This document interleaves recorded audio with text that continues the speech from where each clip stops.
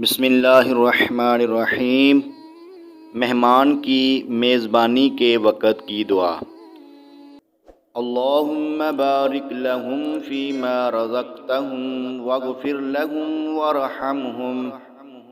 ترجمہ: اے اللہ، تو نے انہیں جو رزق دیا ہے اس میں ان کے لیے برکت ڈال دے اور ان کے گناہ بخش دے اور ان پر رحم فرما۔ پلانے اور کھلانے والے کے لیے دعا۔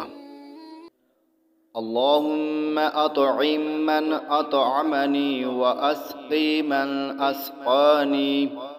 ترجمہ: اے اللہ، کھلا اس کو جو مجھے کھلائے اور پلا اس کو جو مجھے پلائے۔ صحیح مسلم۔ محترم پیارے ناظرین، اس ویڈیو کو دوستوں تک شیئر کیجیے۔